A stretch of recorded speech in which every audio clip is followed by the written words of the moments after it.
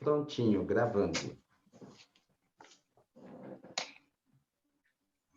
Pelo que umas 5 léguas andamos, de medo, meio, conforme de certo, aquele algum seu Abão também tinha-se ido. Carecíamos merecer logo ao menos uma semana de quieto, é que era justo, pois nenhum não estava mais em sua saúde. Esses homens de Sucruiú, cercados da banda outra pelos castrumanos, ei que só podiam achar espaço por estes lados, eles sim, nós no nosso. Eu sei que se mexer a esmo é sempre fácil e que com o cansaço é que se tapa o desânimo. Mas o que eu queria, real, era estar sarado de alguma demorada doença, comendo aos poucos o meu caldo com angu e em invernia de chuva fria esfriada, me esquentando perto do borralho de um fogão, e galo de manhã cantando em algum terreiro. Era para ir? Fôssemos. Disso deslavava. Descemos a vereda do ouriço Cuim, que não tinha nome verdadeiro anterior, e assim chamamos porque um bicho daqueles por lá cruzou. Chapadas de ladeira pouca. Depois uma lomba com um cerradão. E, por fim, viemos esbarrar em lugar de algum cômodo, mas feio, como feio não se vê. Tudo é Gerais. Eu pensei por consolo. Um homem que, com a machadinha na mão e sua cabaça tiracol, tratava de desmelar cortiço num pau do mato. Esse indicou tudo necessário e deu a menção de onde é que estávamos. Na coruja, um retiro taperado. E ali, redizendo o que foi meu primeiro pressentimento, eu ponho, que era por minha sina o lugar demarcado, o começo de um grande penar em grandes pecados terríveis. Ali eu não devia nunca de me ter vindo. Lá eu não devia de ter ficado. Foi o que assim de leve eu mesmo me disse, no avistar o redondo daquilo, e a velhice da casa, que mesmo como coruja era, mais da orelhuda, mais mor, de tristes gargalhadas, porque a sua Indara é tão linda, nela tudo é cor que nem tem comparação nenhuma, por cima de riscas sedas de brancura. E aquele situado lugar não desmentia nenhuma tristeza. A vereda dele demorava uma aguinha chorada, demais. Até os buritis mesmo estavam presos. O que é que Buriti diz? Eu sei e não sei, que é que o boi diz: me ensina o que eu sabia. Bobice de todos. Só esta coisa o senhor guarde. Meia légua dali, um outro córrego vereda parado, sua água sem cor, por sobre de barro preto. Essas veredas eram duas, uma perto da outra, e logo depois alargadas, formavam um tristonho brejão, tão fechado de moitas de plantas, tão apodrecido que em escuro, marimbus que não davam salvação.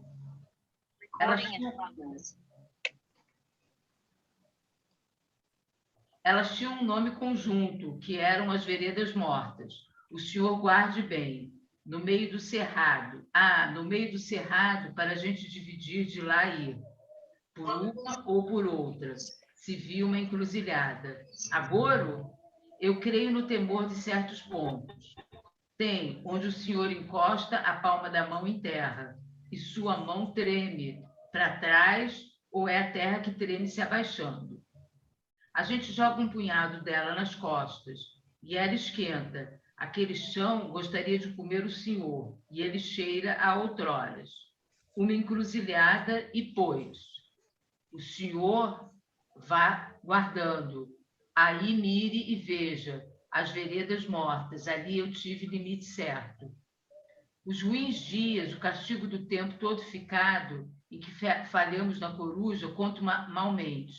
A qualquer narração dessas, depõe em falso, porque o extenso de todo sofrido se escapole da memória. E o senhor não esteve lá, o senhor não escutou. Em cada anoitecer, a lugugem do canto da mão da lua. O senhor não pode estabelecer em sua ideia a minha tristeza aqui em Yuan. Até os pássaros, consoante os lugares, vão sendo muito diferentes. Ou são os tempos, travessia da gente. Daí despropositou o frio, vezmente, e quase que todos os companheiros já estavam adoecidos.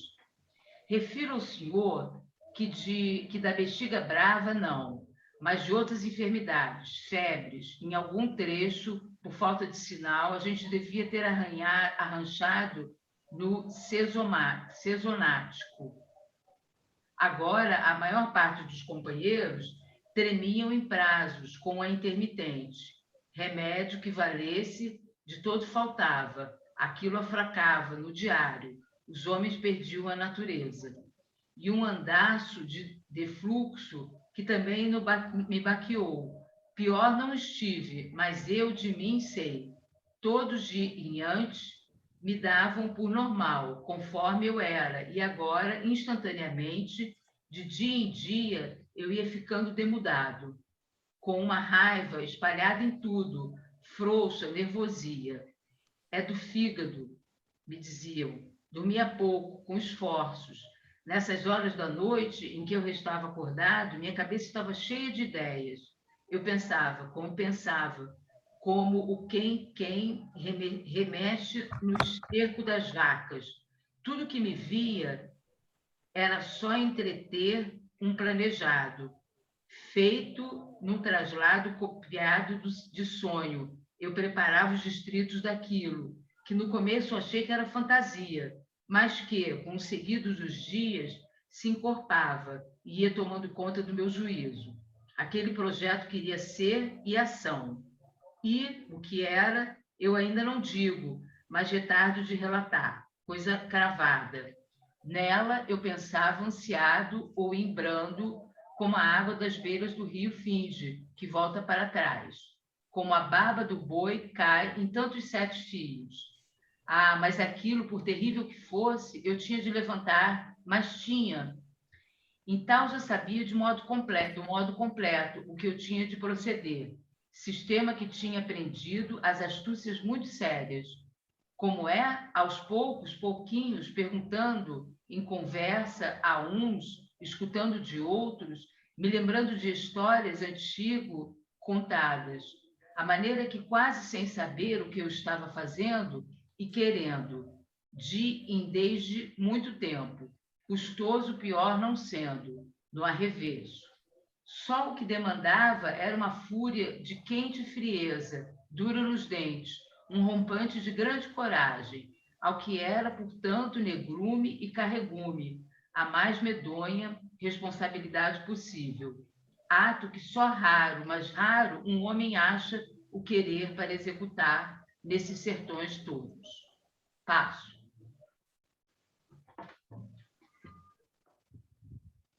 Vou pegar aqui.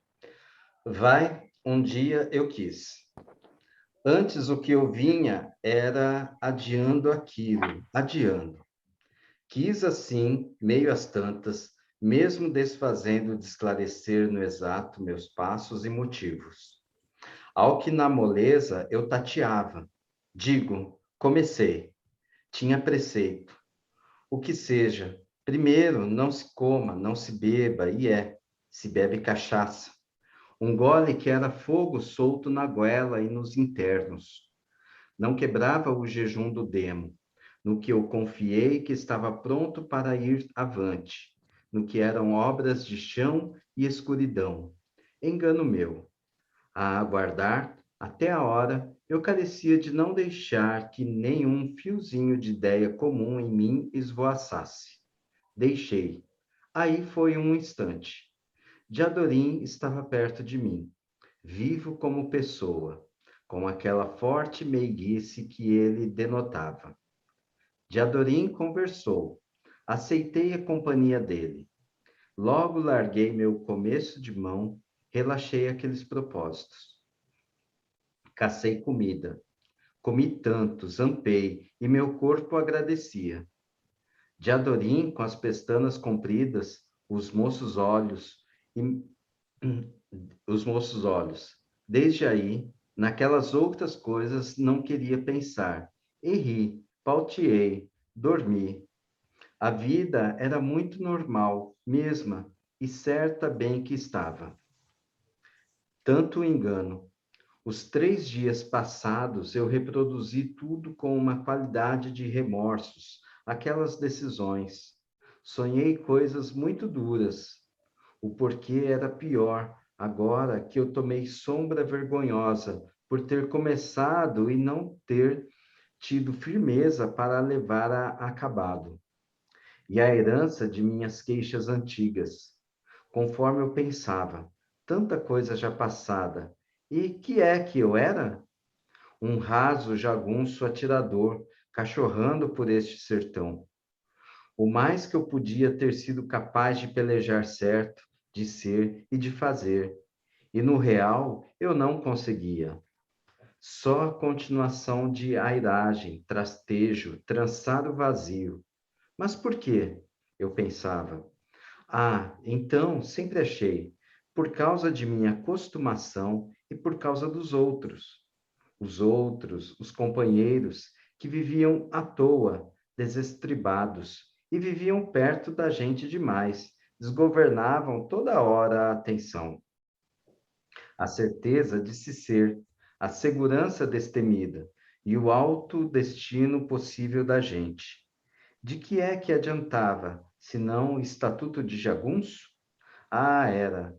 Por isso, eu tinha grande desprezo de mim e tinha cisma de todo mundo, apartado, de Zé Bebelo mais do que todos.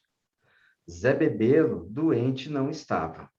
Doença com ele, sendo que a um assim não podia permitido.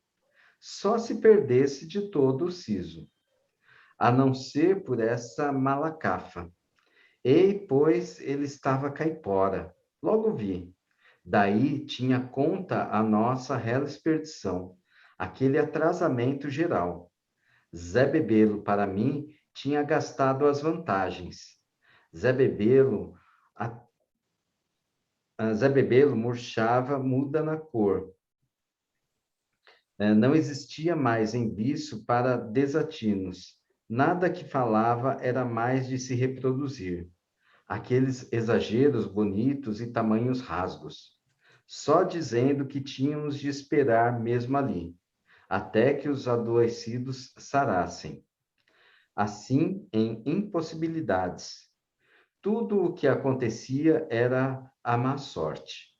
Não digo por um Zé Vital, que tornava a dar ataque, dos de entortar boca espumante e se esbracejar e espernear com madeira de braços e pernas que de quem eram. Mas uma jararaca picou o gregoriano. Era aquela, o rastejo no capim e nas folhas caídas. Nem chegava a 4 palmos e com poder de acabar. E o gregoriano morreu em pobres horas. E mais conto o que com um Felisberto se dava, assaz em aparências de saúde, mas tendo sido baleado na cabeça, fazia já alguns anos uma bala de garrucha, a bala de cobre, se dizia, que estava encravada na vida de seus encaixes e carnes, em ponto onde ferramenta de doutor nenhum não alcançava de escrafunchar. Aí, com o intervalo dos meses, e de repente, sem razão entendível nenhuma, a cara desse Felisberto se esverdeava até os dentes, de azinhavres, ficava mal. Ao que os olhos inchavam, tudo fuscado em verde, uma mancha só, ou muito grande. O nariz entupia, inchado. Ele tossia, e horror de se ver o metal do esverdeio. Daí, feito flor de joaninha Silva, em muito sol, do meio-dia para a tarde, virava era azul. Aquilo era para poder sarar? Quando que? A tosse num garrote entisicado dizia naquelas horas que estava sem visível, nada não enxergava. A maior felicidade era ele não saber quem tinha acertado nele aquela bala, não carecer de imaginar onde era que tal pessoa estava, nem de ódio constante de repensar nela. Mas que, em desregra, a gente se comportava, então, de parar ali envelhecendo os dias, na coruja, como se fosse menos e mais, para aproveitar a carne fresca e de sol que na campeação se conseguia, as boiadas daqueles sertões.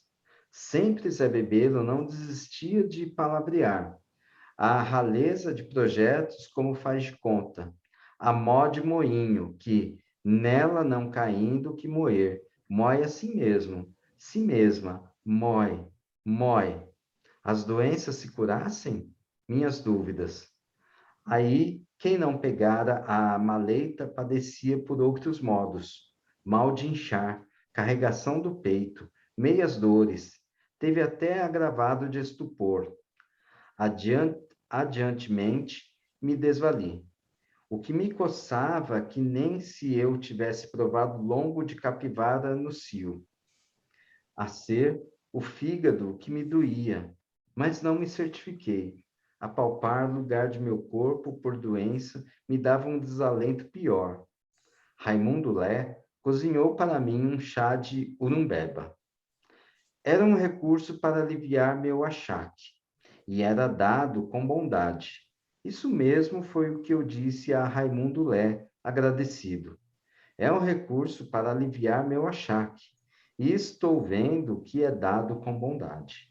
Alaripe pegou a gabar a virtude mesinheira das mais raízes e folhas.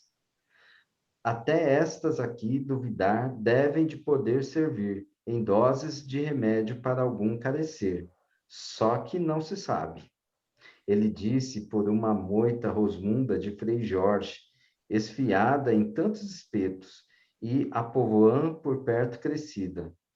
Ali naquela hora, eu conferi como era usual a gente estimar os companheiros, em ajuntado. De Adorim, que graças a Deus estava de todo são, com os cuidados todos depunha acisado por mim. E o Sidorino disse, a gente carecia agora era de um vero tiroteio, para exercício de não se minguar. Há alguma vila sertaneja dessas, e se pandegar depois, vadiando. Ao assaz confirmamos, todos estávamos de acordo com o sistema. Aprovei também, mas mal acabei de pronunciar, eu despertei em mim um estar de susto. Entendi uma dúvida de arpejo, e o que me picou foi uma cobra bibra. Aqueles ali eram, com efeito, os amigos bondosos, se ajudando uns aos outros com sinceridade nos obséquios e arriscadas garantias, mesmo não refugando a sacrifícios para socorros. Mas, no fato, por alguma ordem política de se dar fogo contra o desamparo de um arraial, de outra gente, gente como nós, como com madrinhas e mães, eles achavam questão natural, que podiam ir salientemente cumprir, por obediência saudável e regra de se espreguiçar bem. O horror que me deu, o senhor me entende? Eu tinha medo de homem humano. Passo. Posso pegar aqui? Pode? Vamos lá. A verdade dessa menção, num instante, eu achei e completei. E quantas outras doideiras assim haviam de estar regendo o costume da vida da gente, e eu não era capaz de acertar com elas todas de uma vez. Aí, para mim, que não tenho rebuço em declarar isto ao Senhor, parecia que era só eu quem tinha responsabilidade séria neste mundo. Confiança eu mais não depositava em ninguém. Ah, o que eu agradecia a Deus era ter me emprestado essas vantagens de ser atirador, por isso me respeitavam. Mas eu ficava imaginando, se fosse eu tivesse tido sina outra, sendo só um coitado morador em povoado qualquer, sujeito à instância dessa jagunçada? A ver, então, aqueles que agorinha eram meus companheiros, podiam chegar lá, façanhosos, avançar em mim, cometer ruindades. Então, mas se isso, sendo assim possível, como era, pois, que agora eles podiam estar meus amigos? O Senhor releve o tanto dizer, mas assim foi que eu pensei e pensei ligeiro. Ah, eu só queria era ter nascido em cidades, feito Senhor, para poder ser instruído e inteligente. E tudo conto como está dito. Não gosto de me esquecer de coisa nenhuma. Esquecer, para mim, é quase igual a perder dinheiro. Ateado no que pensei, eu sem querer disse alto: sou o demo. E, ué, um deles espantado me indagou. Aí teimei e inteirei. Sou o que não fala, o que não ri, o muito sério, o cão extremo. Eles acharam divertido. Algum fez o pelo sinal. Eu também. Mas Adorim, que quando ferrava não largava, falou: o inimigo é o Hermógenes. Disse, me olhou: seja fosse para agradar o meu espírito. Arte de docemente. O que eu não pensei, o que eu reproduzi firme. Que sim, certo, o inimigo é o Hermógenes. Vigiei de Adorim. Ele levantou a cara. Vi como é que olhos podem. De Adorim tinha uma luz. Reponho, entanto já estava noitinha, escurecendo. Aquela escuridão queria mandar os outros embora. O que de Adorim reslumbrava, me lembro de me lembrar enquanto Deus dura. Mas entre nós dois, sem ninguém saber, nem nós mesmos no exato, o que a gente acabava de fazer, entestando nos fundos, definitivamente por morte, era o julgamento do Hermógenes. Hermógenes Saranhão Rodrigues Felipes, como ele se chamava. Hoje, neste sertão, todo o mundo sabe, até escritos no jornal já saiu o nome dele. Mas quem me instruiu disso na ocasião foi o Lacrau, aquele que, à custa de riscos, conseguira nos tucanos se baldear para o meio de nós, consoante relatei. A ele dei de perguntar ao mau respeito muitas coisas. Assaz de contente, e ele me respondia. Se era verdade o que se contava? Pois era. O Lacrau me confirmou, o Hermógenes era positivo pactário. Desde todo o tempo se tinha sabido daquilo.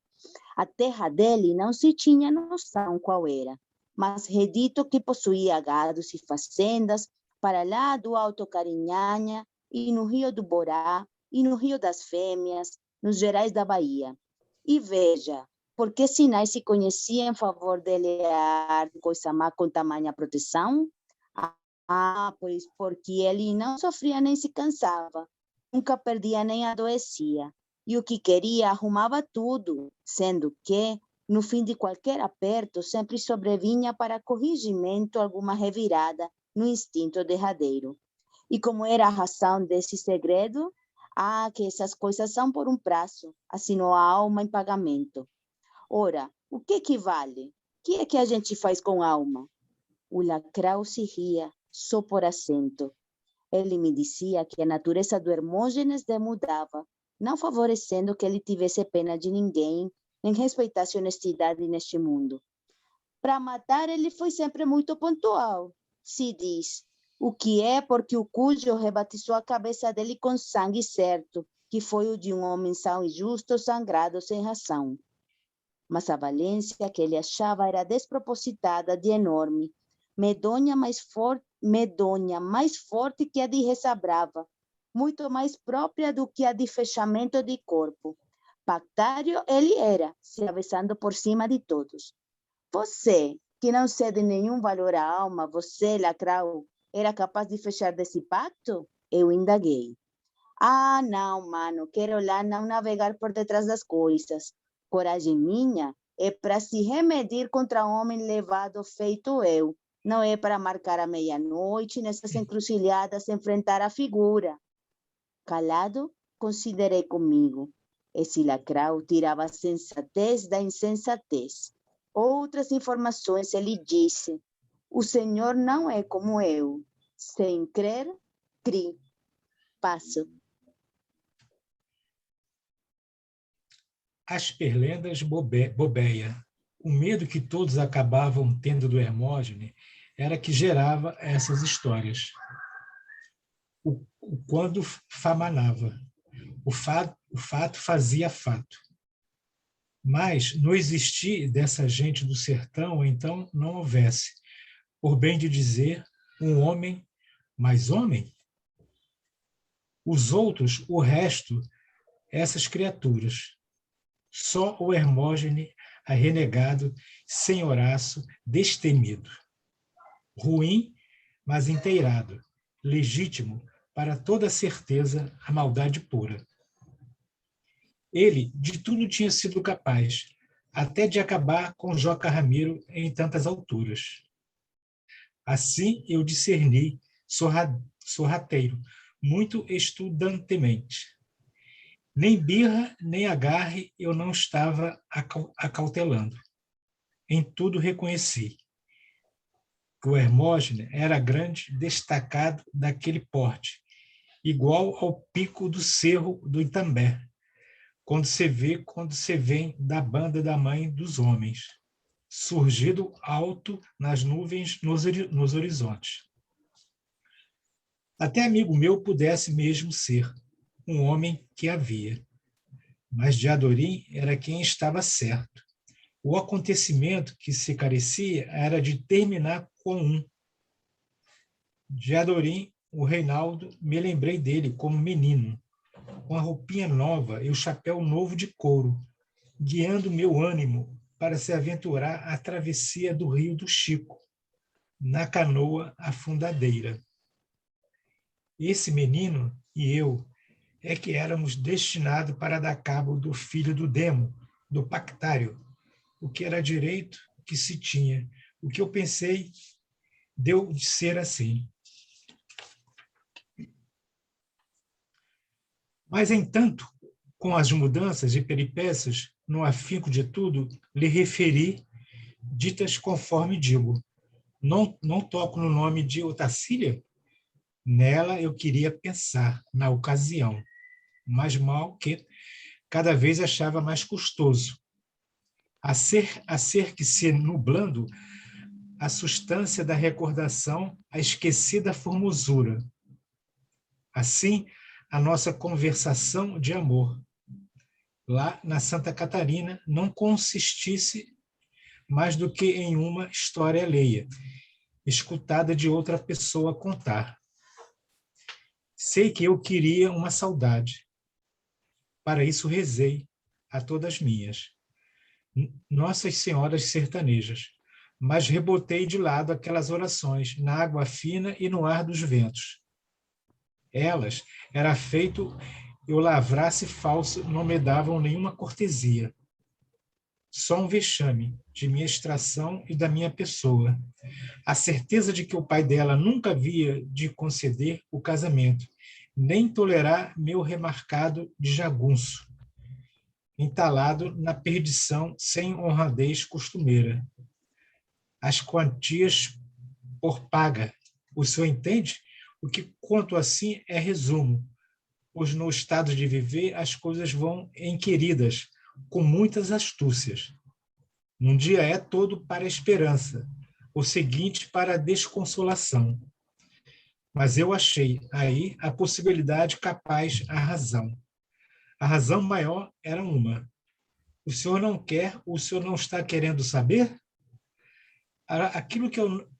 Aquilo que eu ainda não tinha sido capaz de executar, aquilo para satisfazer honra de minha opinião, somente que fosse.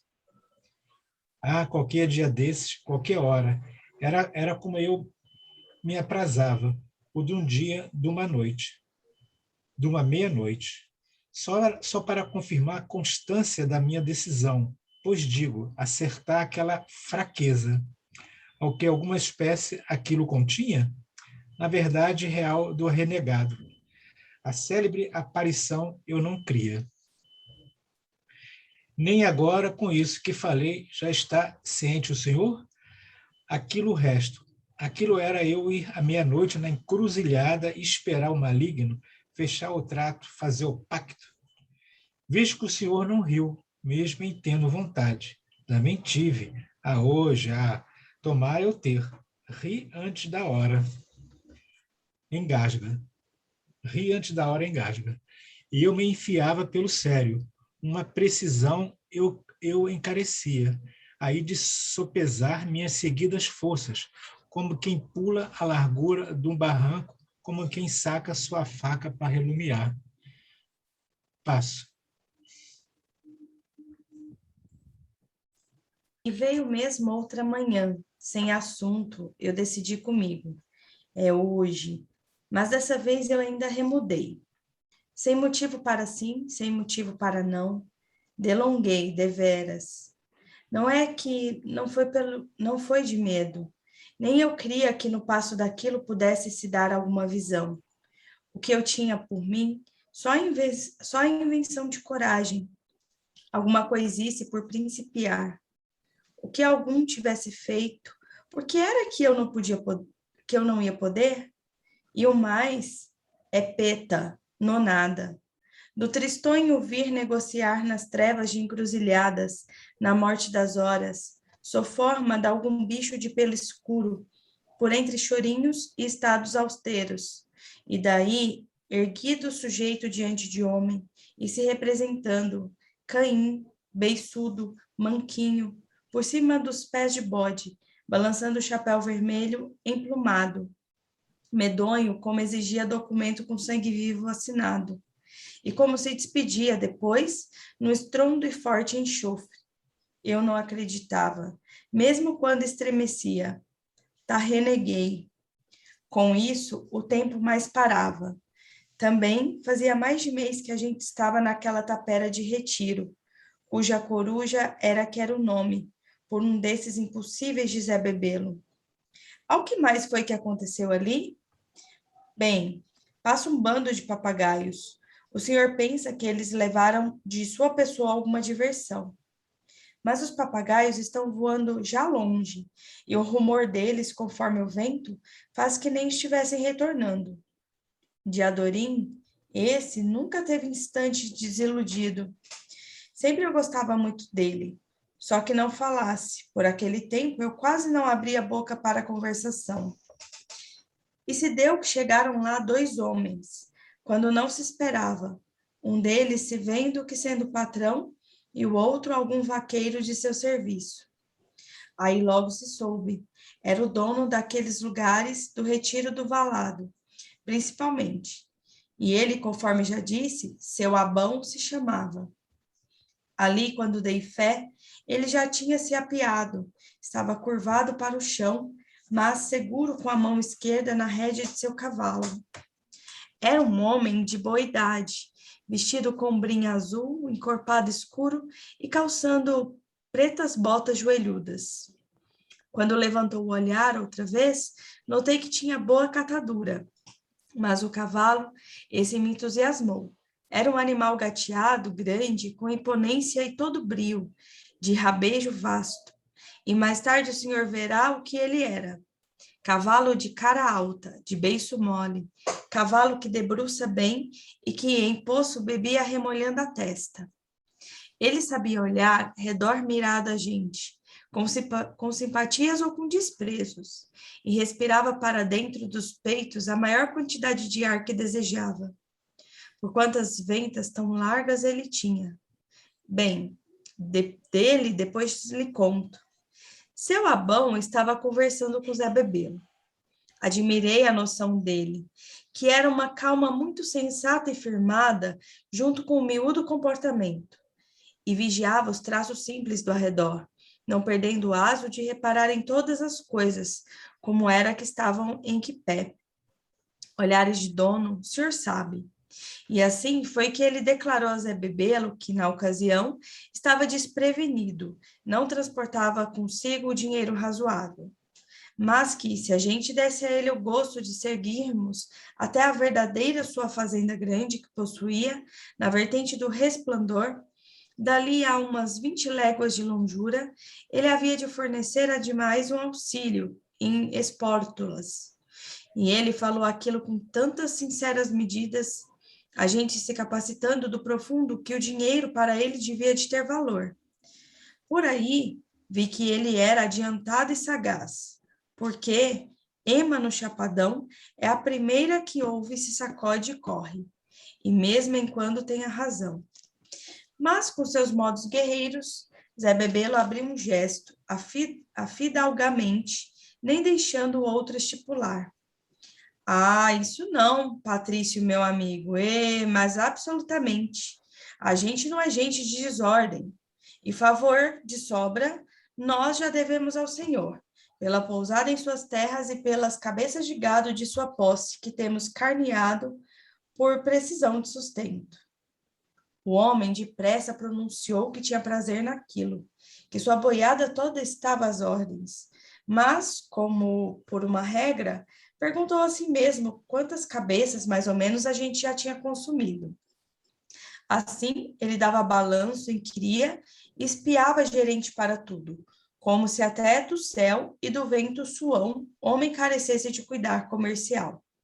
Eu pensei, enquanto aquele homem vivesse, a gente sabia que o mundo não se acabava. E ele era sertanejo? Sobre minha surpresa, que era. Serras que se vão saindo para destapar outras serras. Tem de todas as coisas. Vivendo se aprende, mas o que se aprende mais é só a fazer outras maiores perguntas. Passo.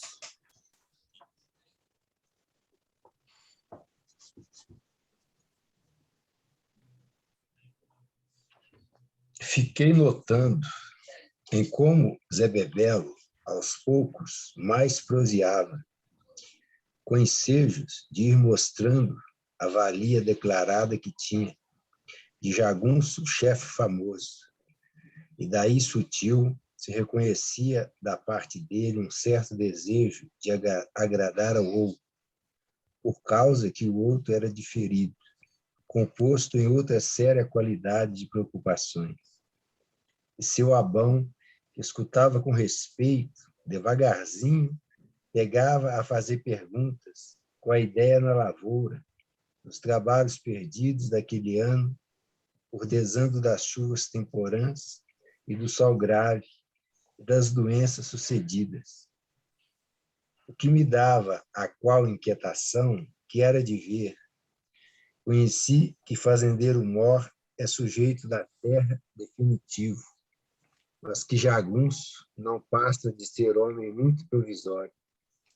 Zé Bebelo mesmo se cansava de falar demonstrado, porque seu Abão, mansoso e manso, sem glória nenhuma, era um toco de pau e não se destorce, fincado sempre para o seu arrumo. Ele só entendia de assuntos triviais, mas cuidava deles com uma força vagarosa, verdadeira, de boi de coice. E, no mais, nem ouvia, apesar de toda a cortesia de respeito, quando se falava em Joca Ramiro, no Hermógenes e no Ricardão, em tiroteios com os praças e na grande tomada por 500 cavaleiros da formosa cidade de São Francisco, que é a que o Rio olha com melhor amor. Daí, assim ia sendo que, mesmo sem sentir, o próprio Zé Bebelo se via principiando a ter de falar com ele em todas as festas de gado, nas boas leiras de vazantes, no feijão da seca e nos arrozais castianos, em que os passarinhos de Deus viram em a má praga. Com efeito, os intervalos daquela dividida conversa, não sei o que Zé Bebelo sentia nem achava. Eu digo, me disse, que um homem assim, seu Abão, era para se querer longe da gente, ou então que logo se exigisse e deportasse. Do contrário, não tinha sincero jeito possível, porque ele era de raça tão persistente, do diverso da nossa, que somente a instância dele, em frente, já media, conferia e reprovava. Mas, sei lá, só por um doente desejo de necessidade de ver bem, se aquilo era, o certo foi que não sosseguei até poder me presenciar com ele, perto a perto, e inventar conversação. E nem custoso não me foi, porque ele passou ali com a gente muitas horas, quase que o dia todo. Dei um jeito, fazendo como se menos quisesse, e vinha em fala. Seu Abão me olhou com tanta norma desusada que eu senti minhas falsidades e esqueci as palavras primeiras que tinha aprontado para declarar.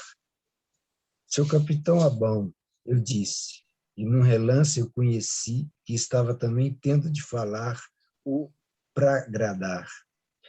Assim, o que dissertei foi que eu sabia do título de capitão que ele usufruía por ter relido o diploma na casa do Valado, que de roubos a furtos a gente do Sucruí tinha devastado. E contei a ele que a referida patente eu tinha, por cautela, apanhado do chão e guardado dentro do oratório, por detrás das imagens dos santos. Ele nem deu ar de interesse no fato, não me agradeceu por isso. Perguntou nada, disse: a bexiga do Sucruiu já terminou. Estou ciente dos que morreram. Foram só 18 pessoas. E o que indagou foi se eu soubesse se tinham feito muitos estragos nos canaviais, o que eles deixaram em pé e que lobo ou mão pelada não roeram. Sempre há de dar uns carros, se move moagem. Agora ele conservava os olhos sem olhar, num vagar vago, circunspecto, pensava aqueles capítulos. Disse que ia botar os do Sucruiu para o corte da cana e fazestão de rapadura, ao que a rapadura havia de ser para vender para eles do Sucruiu mesmo, que depois pagavam com trabalhos redobrados. De ouvir ele acrescentar assim, com a mesma voz, sem calor nenhum, deu em mim de repente, foram umas nervosias, ao que aqueles do Sucruiu fossem juntas de bois em canga, criaturas de toda a proteção apartadas. Mas eu não tinha raiva desse seu Abão, juro ao senhor, que ele não era antipático. Eu tinha, era um começo de certo desgosto que seria meditável. Para o ano, se Deus quiser, boto grandes rostas no Valado e aqui. Feijão, milho, muita arroz. Ele repisava que o que se podia entender em lavoura, o que se podia estender em lavoura, lá, era um desadouro. E espiou para mim com aqueles olhos vaçosos. Aí eu entendi a gana dele, que nós, Zé Bebero, eu, Diadorim e todos os companheiros, que a gente pudesse dar os braços para capinar e roçar e colher, feito jornaleiros dele. Até enjoei. Os jagunços destemidos, arriscando a vida que nós éramos, e aquele seu Abão olhava feito jacaré no juncal, cobiçava a gente para escravo. Nem sei se ele sabia que queria. Acho que a ideia dele não arrumava o assunto assim a certo. Mas a natureza dele queria. Precisava de todos como escravos. Ainda confesso declarado ao senhor, eu não tivesse raiva daquele seu Abão, porque ele era um homem que estava de mim em tão grandes distâncias. A raiva não se tem de uma jiboia, porque jiboia constraga, mas não tem veneno. E ele cumpria sua sina, de reduzir tudo a conteúdo. Pudesse, economizava até com o sol, com a chuva. Estava picando fumo no covo da mão, garanto ao senhor que não espreguiçava nem o átomo de umas felpas. A alegria dele era uma recontada repetição, um condescendido, 20, 30 carros de milho, os minhoqueiros de arroz. Zé Bebelo, que esses projetos ouvisse, ligeiro logo era capaz de ficar cheio de influência. Exclamar que assim era assim mesmo, para se transformar aquele sertão inteiro do interior com benfeitorias para o bom governo, para esse o Brasil. Impeta que um seu Abão que não se entusiasmava. Era só os carros de bois carreando a cana. E ele dava ordem. Ordem que dava havia de ser costumeira e surda. muito diferente da de jagunço. Cada pessoa, cada bicho, cada coisa obedecia. Nós íamos virando enxadeiros. Nós, nunca. Mas então eu antes queria ver chegar de uma vez os duermógenes, em galopadas e gritos, berrando rifles em todo o fogo. E ai para se ouvir, e sangue para quem ver pudesse. Aí era que iam saber o que sebaceiro é. E por um despique foi o que acertei meu correião com as armas e pronunciei: duvidar, seu avô, o senhor conhece meu pai fazendeiro, senhor coronel, seu Lorico Mendes, do São Gregório? Pensei que ele nem fosse acreditar, mas juro ao senhor, ele me olhou com muitos outros olhos. Aquele olhar eu aguentei, facilitado. Seu avô sacudiu em si a cabeça, surpreendido, mas circunstante. Dou notícia, dou notícia. Ele quase que se lastimou. Nem sei se ele sabia que meu padrinho, seu Lorico Mendes, fosse, como era, muito mais fornecido de renome e avultado em posses, conforme até por esses sertões do Gerais se contava. Regozijei devagar, mas não regozijei completo, do que destapei, que um desses, com o estirpe daquele seu Abão, tirassem dele, tomassem de repente tudo aquilo de que era dono, e ele havia de choramingar, que nem criancinha sem mãe, e tatear toda a vida, feito ceguinho catando no chão o cajado, feito quem esquenta mãos por cima de um fogo fumacento. A misericórdia também eu quase tive. A natureza da gente não cabe em nenhuma certeza de ver o homem em pé diante de mim, recrescer e tornar a minguar. Isso tudo no meu juízo. Nem sei de que estimas me esquecia e de que outras me lembrava. E com pouco, no rebaixado sol, ele tornou a amontoar no seu cavalo gateado. Belo se foi, de rompida, no rumo torto do valado. Passo. E aí a gente passa para nossa palavra final. São 7:02. Negócio hoje. E aí, o que ficou de hoje? Quem pode falar? Eu vou aproveitar que o microfone está aberto. Um trecho aqui. A maior felicidade era ele não saber quem tinha acertado nele aquela bala. Não carecer de imaginar onde era que tal pessoa estava, nem de ódio constante de repensar nela. Esse trecho. Eu achei no finalzinho, quando ele diz: natureza da gente não cabe nenhuma certeza. Essa também é a minha frase. Para mim ficou aquele trecho: vivendo se aprende, mas o que se aprende mais é só a fazer outras maiores perguntas. Para mim, estão vendo? Olha, esquecer para mim é quase igual a perder dinheiro. Essa é boa. Foi muito boa.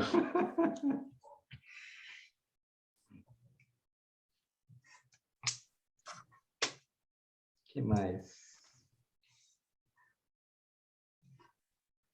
Para mim ficou: o senhor entende que conto assim é resumo, pois no estado do viver as coisas vão inquiridas com muita astúcia. Um dia todo para a esperança, o seguinte para a desconsolação. Essa é a vida.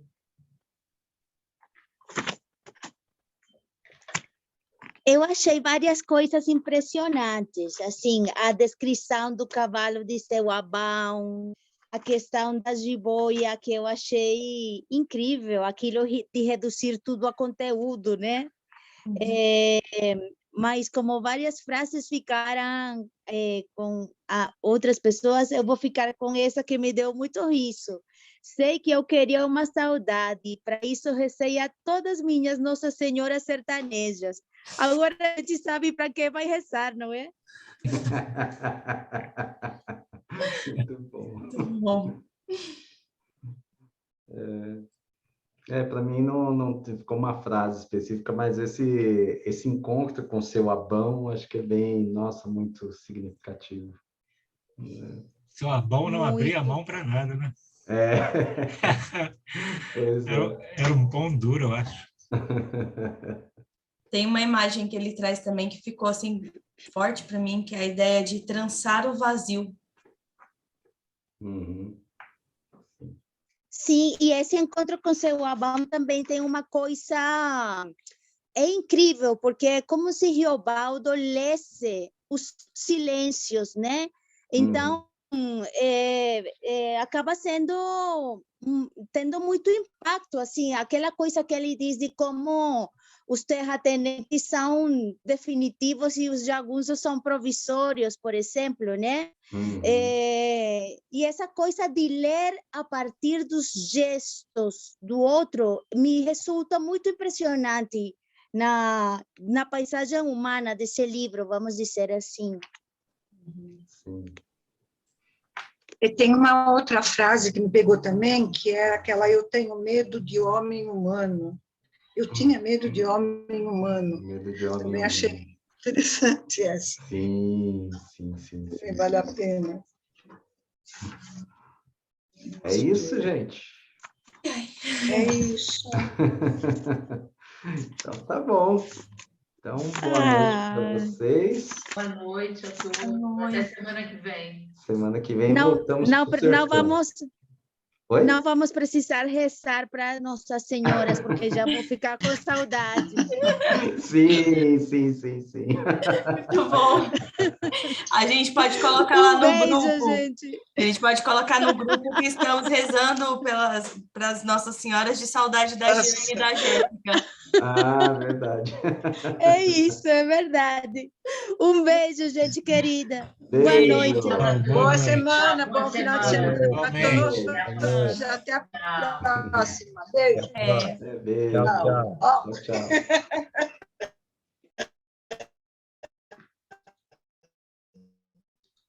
Tchau.